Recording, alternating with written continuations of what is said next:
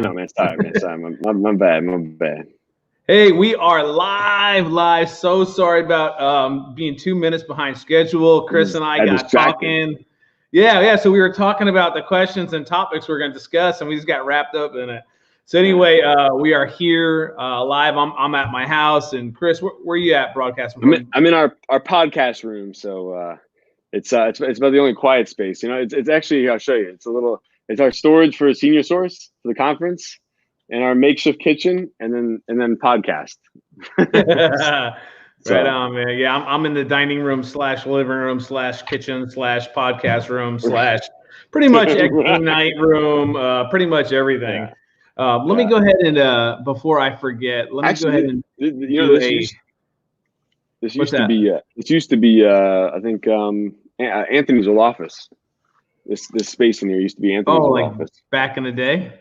Back when, I guess Shop Local was in town, All right, cool. I just did the watch party on my personal page as well. Let me make sure the audio is off here. Okay, so I can see some comments rolling in. So anyway, hey, a quick couple things. Hey guys, thank you for joining us for episode number 3 of The Rebound. I got my good friend, entrepreneur, great community partner, Kris Chana is in the house. Dude, I don't know where that came from. I don't know. It's just being silly and fun. We got to laugh during these times, right? That's right, man. That's all you can do. So some humor is good. But episode 3, yeah, so we're going to jump into some questions with Kris. But first off, I want to thank you guys for joining us for another episode. Excuse me. So also, we have another a week to 10 days of this planned out of Operation Rebound. And the whole premise of the show is to help equip you and your loved ones with the tools to both get through the current situation and also, and I believe even more importantly, after the dust settles from COVID-19, what are some tools that you could be equipped with so this way you could launch, you could rebound right away. And so go ahead and watch some of the other old episodes. We talked about last episode, refinancing and what is mortgage forbearance. So we had Josh, the mortgage man, educating on that. We had our COO on, Corey Sear, talking about budgeting and how he gave you some really cool free online tools where you can assess things, how you can kind of trim where you need to trim. Also, so Monday at 2:00, that's this coming Monday at 2:00, we're going to have Anthony from CAD Media or DHY Media, I should say. Shop Local. Shop. I know there's a lot of them, right? So, but he's a marketing ninja, marketing guru. He's really inspired me, for years to kind of do what we're doing now, Kris. And I know you're all over the place, and you're making an impact with all the live videos you're doing with the seniors are watching, interacting. So Anthony's going to be on board with us on Monday. So if you own a business or you know someone who owns a business, make sure they're on that episode. So he's going to talk about the difference between marketing and branding. And also how can you set yourself up for the rebound. So when a lot of people are out of work now, let's just face it, when they are going back to work, they're going to need some services. Like they're going to need to resume their lawn care, resume their pest control, resume, all these different things. And so to make sure that you're equipped with the marketing tools to help facilitate those people. And then also Wednesday, we have Chef Vito from Bellinopoli. I think he has a couple other restaurants as well here in Port Charlotte. He's going to be talking to us about how to spice up our lives, no pun intended, how to season things up. He's an outstanding gentleman, also does a lot for the community. He's partnered with 2 other restaurants locally. That's awesome. To help feed the hospital workers. I mean, come on. And it was so cool. What's cool about that too is we have some folks that work for us and their spouses or their boyfriends or whatnot, they work in the food industry, and what they're doing for even the food industry folks is super cool as well, Yeah, it's really it's touching, and to see how we can come together as a community. And also next Friday we have our very own Hulk joining us. Matt Jones from Jones Family Insurance. He's not Hulk, but he's pretty a built dude. Yeah, it's funny. Matt Jones. So Matt, I had seen him or come across through him on Facebook, but then when we met in person, I'm like, dude, this guy is built. I mean, he's jacked, So yeah, I think he was born like that. He said, just built, big. But anyway, so Matt Jones, he was able to save me hundreds of dollars on my homeowner's insurance. just like 2 weeks ago. I just sent him the paperwork, and he wanted to compare apples to apples. He goes, I can do the same thing and save you almost $300 annually. I was like, do it. Let's get her done, man. Yeah, it's awesome. Customer service is phenomenal. I'll go over the following week's kind of lineup of what we're doing. So let's just jump in, Kris. I know you are the senior care expert. You are all over the place helping our seniors. And let's just face it, Southwest Florida, that's full of seniors, man. Like, people come here to retire, Well, and Florida's the #2 state in the entire country with the largest population of seniors. So what's the first one? Arizona? California. Oh, okay. But it's small margins. It's like California's like 5.6, and like Florida's like 4.2 million people, 65 plus or whatever. So like, and then the states below that are not even close, about half of that. So okay. Yeah, that's it's we have a huge senior community down here. So let's just jump in. Like, you're the CEO, boss man of the Chelsea Place umbrella. Well, Chelsea's the real boss. She's the boss lady, So okay. Well, hey, we all answer to someone. That's right. Yeah. No. It's good though, man. It's I enjoy what we do, and I love being able to help out this population of this kind of, to be able to specialize in something that is such a maybe a misunderstood area, is something that I really enjoy doing. So, why are you so passionate about it? Because that's when I mention your name to people and they know you, I'm like, that dude loves what he does. I mean, it's hard to say. It's like I think it's a God-given calling, Like, I mean, I don't think I ever set out in life to be like, this is what I want to do, and this is what I can't wait to do this. But when I graduated college, I went to school for finance. I actually worked at Northwestern Mutual for a little bit, and then after that, my buddy and I went to open up an all-state agency. I absolutely hated it, and I was like, I gotta find something else to do. This is just not my thing. And I went and worked for a small assisted living facility operator who was my buddy. It was his father who had opened a small 6-bedroom like residential home assisted living community. I worked there for the day and helped out some of his residents. And I was like, man, this is like hanging out with your grandparents. I mean, it was a really great experience. And I always had a good time with my own grandparents. Like, I always loved making them laugh, making them smile, just, playing cards, having fun. And so when I worked there that day, the day flew by like super fast, and I had a great time. And I was like, I could totally see ourselves doing this. And I kept thinking about like the nursing homes in my mind and what they had looked like. And I was like, man, there's got to be a way to like spice things up or make things just, look a little bit different. And we came across this assisted living facility here in Port Charlotte.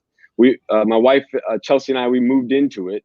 I lived there for about 3 years. And actually, like from the ground up, did everything from, the paint, the remodel, to reconstruction, to, the first caregivers, to the cooks, the cleaners, the whole shebang, So, I mean, it was really kind of a ground up, grassroots experience, but it was something that, through that, I really found my passion for helping, seniors.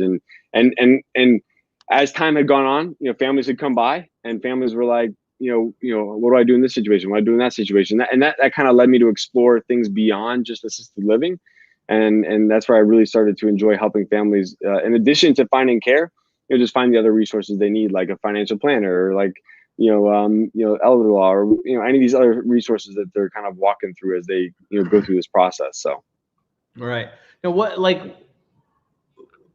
I know what you do, know what you do, but like senior care, like, do I take my older father or grandparents somewhere and leave them for the rest of their life? Do I drop them off for the day? Like, what is that? Like, Right. Yeah, it's a great question. It's a broad term, right? Like, I think the best thing, probably what happens most of the time is that families do not even realize that their mom or their dad is starting to have a change in their life, whether it's cognitively or whether it's their ability to manage bills anymore. And typically what happens is these things kind of pile up and turn into like an event. And typically the event is when a family member is going to get involved. And that event could be a financial event. They wrote a check to, some kid off the street, and it was for a large amount. And all of a sudden they're like, Mom, what's going on? What was that all about? Or Mom falls at home, and breaks her hip, and now all of a sudden the family's involved. And then really after that, it's trying to figure out, how do I keep my loved one safe and healthy, whether it's in their home or whether it's in an assisted living or senior housing type environment.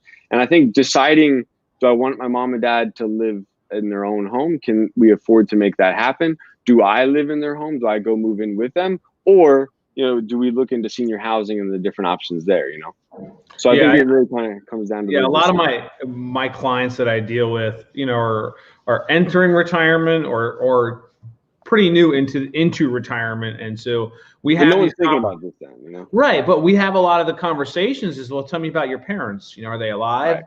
And a lot of times they are, and they're the caregiver, and it's not what they imagined in their head what retirement would look like. And so it's having those conversations ahead of time are so vitally important. So before we get too far off a topic, let me circle back. What regarding like this COVID-19? I know you guys are taking steps in place to take care of our seniors and protect them.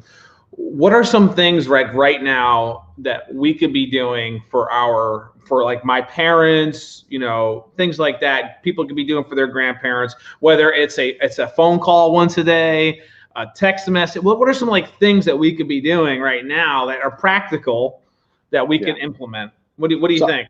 So I think one of the hardest things about this whole experience is the fact that most people that are elderly, kind of at that stage of life, have just gotten shut off, like almost entirely from their friends, from their normal routine.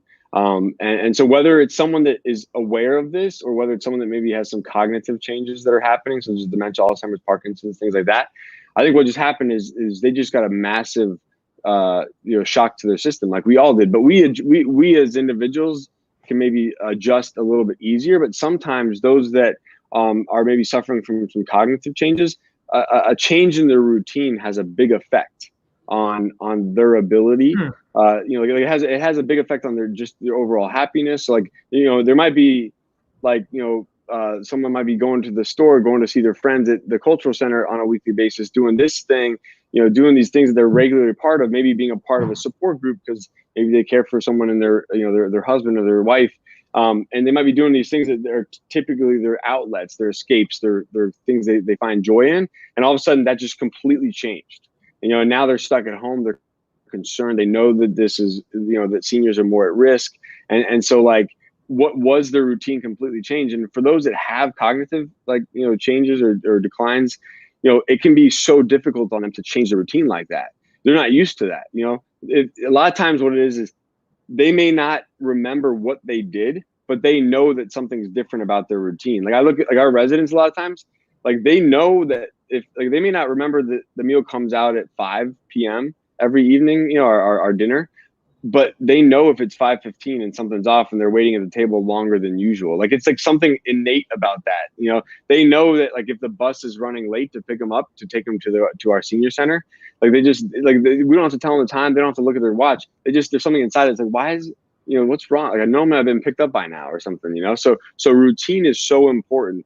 So I think when you have a sudden change like this, it's a matter of figuring out, how do I get my mom, my dad, my loved ones, my spouse, my elderly parents, whoever may be in my life, into a new routine. Whether that's okay, I'm gonna do I'm gonna call them Monday, Wednesday, Friday in the morning, at the same time, or I'm gonna do a FaceTime at this time at the same time, and I make it a regular, consistent, routine thing for them. They really need routine. Routine is so important right now. That's a good tip. I didn't think about that. It's hard for me to change routines. Never mind, and I got all this million things going on. But I think that's a really good tip as far as if you're going to do something, make it a routine, and maybe in place of something else that they were already doing routinely.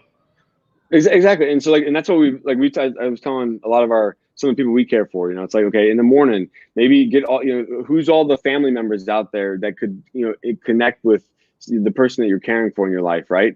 And then put a schedule up. Say, hey, I can have Sue call this person at this time, and Bob call this person at this time, and all these different family members can call maybe at different times. So we have a schedule Monday through Friday where we have a phone call every morning at 9 a.m. and that could be part of that routine. And then they could go onto our Facebook page, like at Chelsea Place, and watch our segment where we have a sing along and chair exercises, and we got some different games and trivia, and that could be a part of the routine. And then you might have something in the afternoon that's like maybe their favorite TV show or whatever the case may be, but you like design out like a schedule for them so you get them into this new routine. Otherwise, it's going to drive the person that's the caregiver, the family caregiver, and the senior just absolutely crazy, and just because they're going to be like lost, I mean, we're like, just like for me, I was lost for like a week. I'm like, I was trying to figure out, what do I work on now? I mean, right. We had that conference we were putting on. I mean, it was just like all this stuff, and then like it was like done, and I'm like, okay, what do I do with my life? It's like, and so I had to kind of figure that out for myself. But for them, all of a sudden, it's like a massive void. It's like they lost someone or lost something, and they're trying to figure it out, but they can't figure it out or make sense of it, And depression, you got to watch out for that. And I was just actually yesterday going through some of my studies, as I'm always reading and researching, that in the seniors, the highest level of suicide is amongst males. Yeah. Yep. And I think purpose, right? That purpose. Oh, 100%. Why do I wake up? And it might affect guys more because we're so like I guess purpose driven. Like I need this, I need to do this, I need to, and without that. So can you imagine yourself? Okay, just you wake up one day, okay, and your kids are not nearby. Your wife is no longer with you. You're living at home by yourself, and you forgot what you did yesterday. You can't drive anymore, and you wake up and you look at the TV like why am I, like what this is retirement? Why am I here? Like what's the point of this whole thing? We have things now at our I got my daughter, I got my son, I get all this exciting stuff going on. I got this stuff in the business, all these things that keep you going, keep you excited, keep you jazzed. But can you imagine being 90 and like you have no one around you and you've lost all these things that you used to be able to do? Like, I mean, anyone's gonna wake up just in a state of like just depressed. That's why for me, like whether it's the assisted living, home care, daycare, whatever we're doing, we have to find a way to give people a sense of purpose. They have to have that in their life. I mean, that's really like given that whether it's looking forward to that caregiver that's coming in and what they're going to do that day, whether it's going to the center because they're looking forward to seeing their friends, but there's got to be a way that you got to help your loved one find meaning and purpose with their life. That's good, man. That's definitely some good wisdom there, and hopefully that people are going to share this with their seniors and different things like that because people need to hear it. This is a crazy stat. Did you know 1 in 4 Americans are caring for someone in their life, whether it's their mom, dad, spouse? I mean, so it's like, there's like in every major company, you got 1,000 employees. 250 of those employees probably have a mom, a dad, or a spouse at home that they're providing care for. Yeah, and it's very taxing, both financially and extremely emotionally taxing. Exactly. For them. Now let me jump down to the next question. And also, if you have questions and you're watching, make sure you post them, and we'll try to get to them.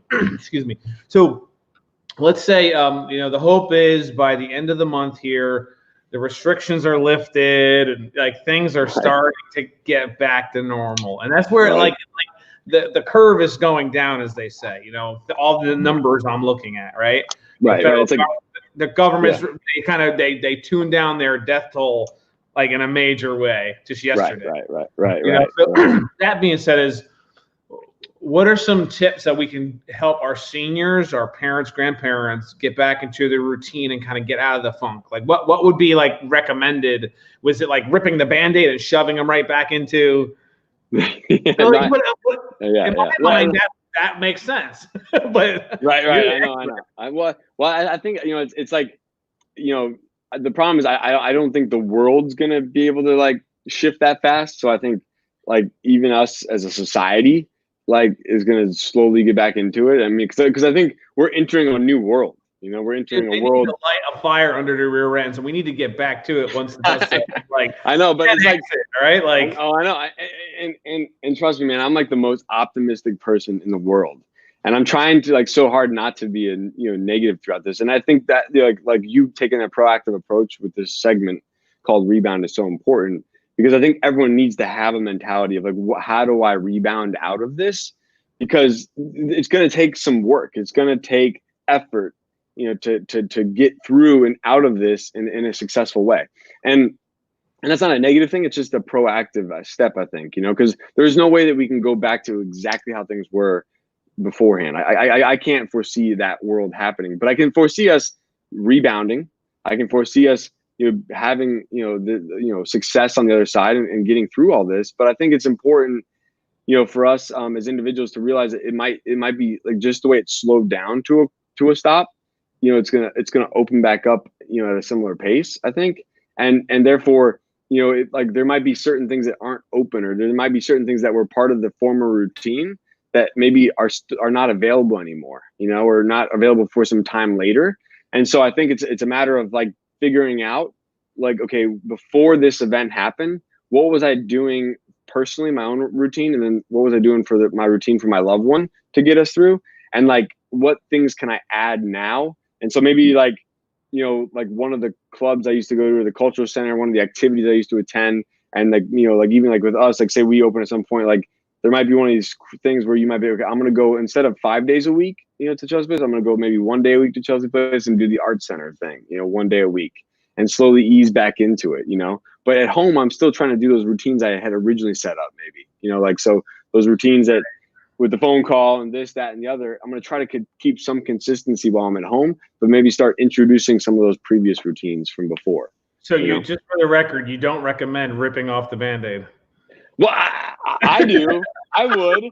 I get it. Like, no, but it makes sense the way you articulated it.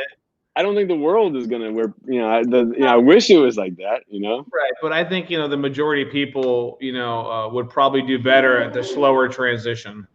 Yeah, yeah, exactly. Yeah, no, 100%. I mean, I'm like a bull in a china cabinet. My wife. Right. I know. I feel like I feel like a caged animal right now. I'm like, I want to go, but I can't go anywhere. I know. I want to, it's hard because I hate slowing down, and this, definitely had this slowed us down, so. Right. And this is kind of we're like-minded in so many ways, man, with our energy, and, our passion. And it's just, for me, it's like redirecting it. Right. Exactly. I was out for my walk, and I just really felt like, a guy was like, do this campaign, this rebound campaign, get the word out. Let's get people focusing on what's next. Sure, all together. Yep. And so I just want to another question for you. Yeah. Thank you for that. I mean, it's some really great tips. So in your industry, the senior care industry, how do you see people? I guess it's a couple parts to the question. Is how do you see people funding their long-term care stays or daycare, adult daycare, and also do you see the lack of planning leading up to it financially? And then, like, are the families paying, or I mean, how do you see it on your end? So like I feel like we're going through in our world. I feel like we're going through kind of a generational change, right now. Like literally for the first time ever, I have 2 of my residents right now who have Facebook, and I'm friends with them on Facebook. Like that blows my mind. Like one of them comments all the time, like, and likes all my stuff. Like I gotta be careful what I post just because of her, like, no, I'm just kidding. But like, so my point is that I think we are going through this generational change where, we are kind of transitioning from like, I don't know what it was the greatest generation, like my grandparents' generation to my parents' generation, kind of needing care. And we see this a lot in our daycare. A lot of times, like my parents' generation, it's usually a spouse, and then my grandpa or my grandparents' generation is usually like it's like someone caring for their mom or dad.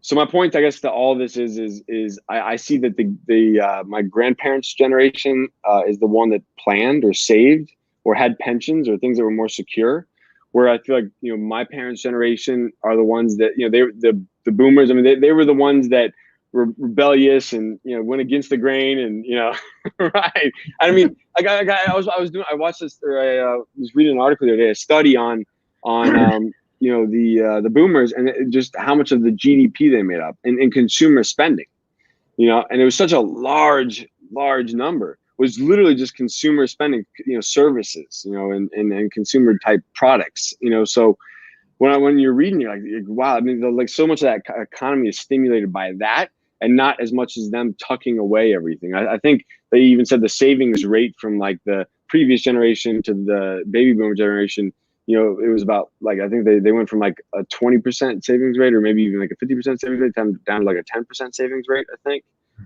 And so anyways, yeah, the average person right now when entering retirement in America has less than $50,000 saved. Right. So I really believe when it comes to care, in the long-term care space, we do have some systemic issues. Like I would say 10 years out from now, there's, you know, it'll be like Medicare for all. Like you'll have managed care in a way, for people. Like the systems are being put in place right now, like to like set up that to happen. I can't say with 100% assurance that will happen, but there is no way that the baby boomer generation is going to be able to afford the care that they need, on their own dime. At least the majority of them. You know, that is the part of the population I worry about the most. You know. Yeah, when someone comes into our office, that's one of the we talk about a lot of different risk categories, but one of the ones we drill down pretty hard on is in the event that you need long-term care. That risk. Yeah, and then, right, exactly. Because I think most people, when they're coming to you after retirement, they're trying to figure out, how am I going to pay for my vacations, my travel, my Europe trips, and, you know, Taiwan, you know, wherever. Like they're looking for like, how do I get the RV, this, that, and the other, and like go have fun, right? Like they're not thinking about, how do I pay for care at the very end of the spectrum, you know, like, and what is that going to cost me? You know, they're not really thinking that way at the time, you know? Yeah, there's those 3 phases we break it down in. The first phase are your go-go years, I call it.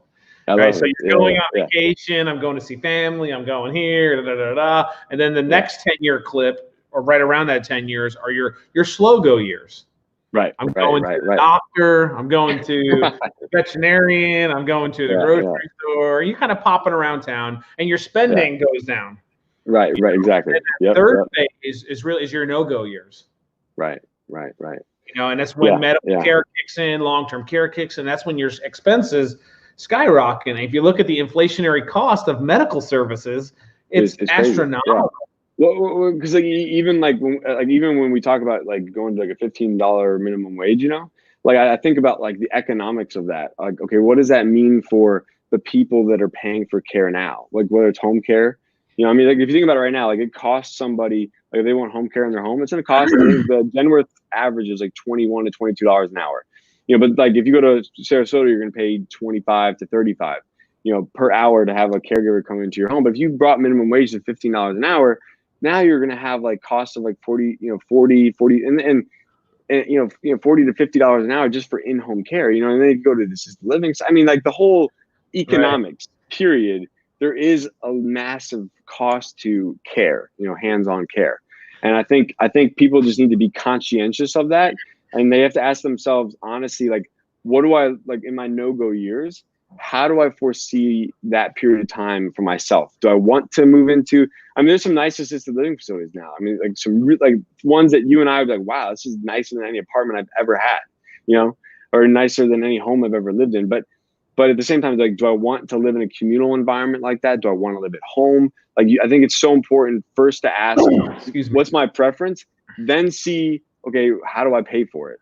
And can I pay for what I want? And if I can't pay for what I want, then what sacrifices do I need to make to pay for what I want? Right. You know? And at the end of the day is like 2 things I know for sure, especially like if you love the ones you say you love, you can't die with too much money, because that means you're just going to give it to your wife, kids, things like that. Then also you can't retire with too much money, and I always say like money's not the end all be all. It's not. However, it's right up there with oxygen. Right. 100%. Right? You have options, right? Right. With money. Right.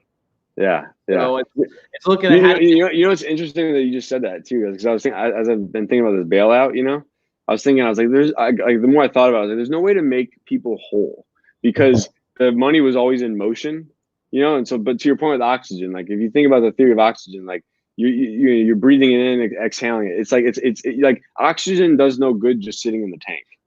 Like you need to be inhaling it, you know.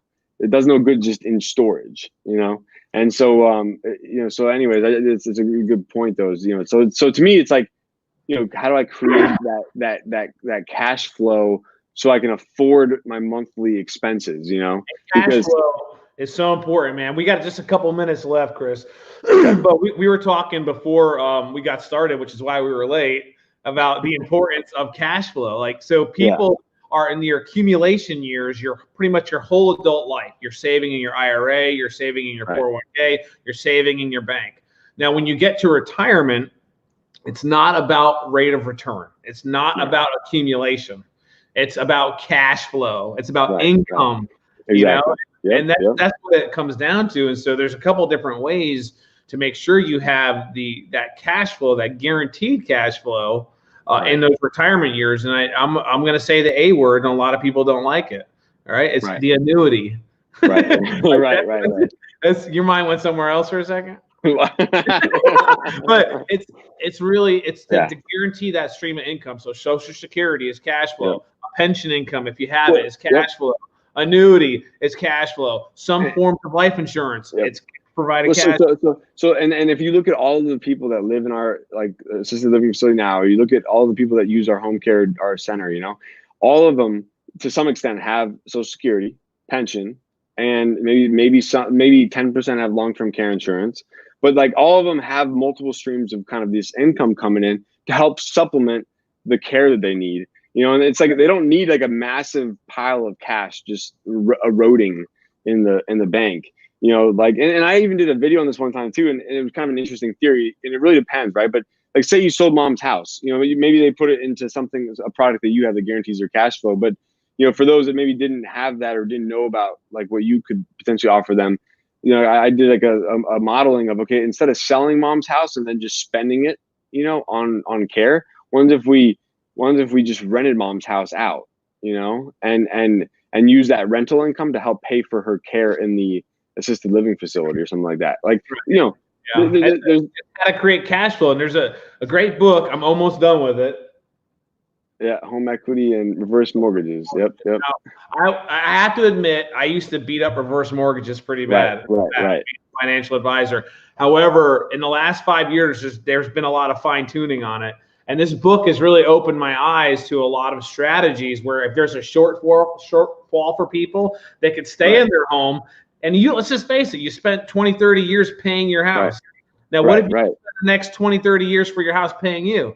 Exactly. You know, so, and the thing is too is like, you know, what are you going to do with that asset at the end? You know, I mean, do you plan on it? Do your kids want it? Like, is it that important? You know, or is it more important that you have the care you need to take care of yourself, you know?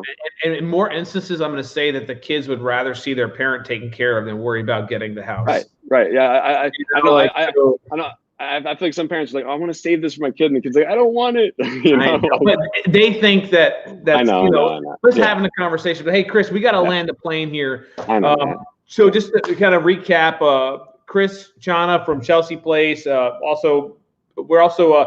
He's reworking the senior care conference that's going to be launching sometime 2021. He's going to get those dates. I think we were going to try to do it this year, but I think we need to give this year a little bit of a rest to regather, you know? So, yeah, I would say that's smart. Let everyone recoup and then relaunch. And you'll be hearing about that. Maybe we'll get together and do a video once you get a date set up for that. Fantastic.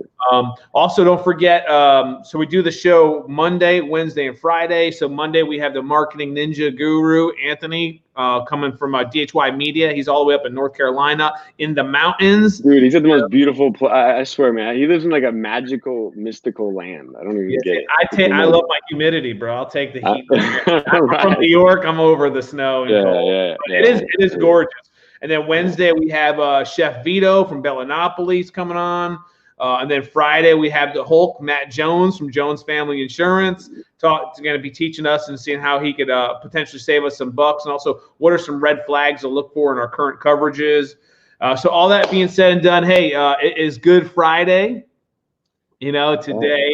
And Easter Sunday. So I hope and pray that you guys have a wonderful weekend with family.